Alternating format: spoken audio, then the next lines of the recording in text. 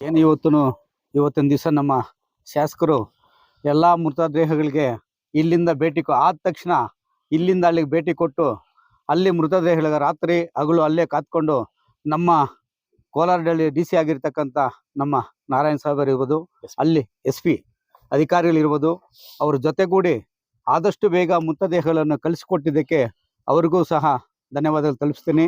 ನಮ್ಮ ಶಾಸಕರು ಅಲ್ಲಿ ಹೋಗಿ ಮತ್ತೆ ಇಲ್ಲಿ ಬಂದು ಮನೆ ಮನೆಗೆ ಭೇಟಿಯಾಗಿ ಅವ್ರ ಕಡೆಯಿಂದ ಧನ ಸಹಾಯ ಮಾಡಿದ್ದಕ್ಕೂ ಅವ್ರಿಗೂ ಕೃತಜ್ಞತೆಯನ್ನು ಸಲ್ಲಿಸ್ತೀನಿ. ನಾವು ಬಂದು ಜೊತೆಯಲ್ಲಿ ನಮ್ಮ ಅಧ್ಯಕ್ಷ ಕಾಡಲೆ ನಾಗರಾಜನ್ ಇರ್ಬೋದು, ನಮ್ಮ ಶ್ಯಾಮಣ್ಣ ಇರ್ಬೋದು, ನಮ್ಮ ಡಾಕ್ಟರ್ ಪ್ರಕಾಶನ್ ಇರ್ಬೋದು, ಸತೀಶನ್ ಅನೇಕ ಮುಖಂಡರುಗಳು ಬಂದಿದ್ದಾರೆ. ತಾವೂ ಸಹ ಮಾಧ್ಯಮದವರು ಊರೂರು ಎಲ್ಲೆಲ್ಲಿ ಆಗಿದೆ ಈ ಮೃತದೇಹ ಮನೆ ಹತ್ರ ಹೋಗಿ ಸಹಕಾರ ಕೊಟ್ಟಿದ್ದಕ್ಕೆ ತಮಗೂ ಸ್ವಲ್ಪ ಕೃತಜ್ಞತೆ ಅಂತ ತಲುಪಿಸ್ತೀನಿ.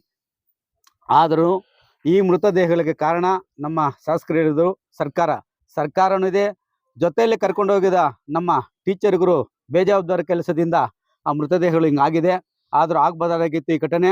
ಆಗಿದ್ದಕ್ಕೆ ನಮಗೆ ತುಂಬ ನೋವಾಗ್ತಾ ಇದೆ. ನಾವು ಮಕ್ಕಳನ್ನ ಕಲ್ಕೊಂಡಿರೋರು, ಆದರೂ ಮಾತಾಡೋಕ್ಕೆ ನಮಗೂ ಮನೆಯಿಂದ ಆಗ್ತಾ ಇಲ್ಲ. ಮೃತದೇಹದ ಬರೋಣ ಅಂದ್ಕೊಂಡ್ರು ಆಗಿಲ್ಲ ನಮಗೆ.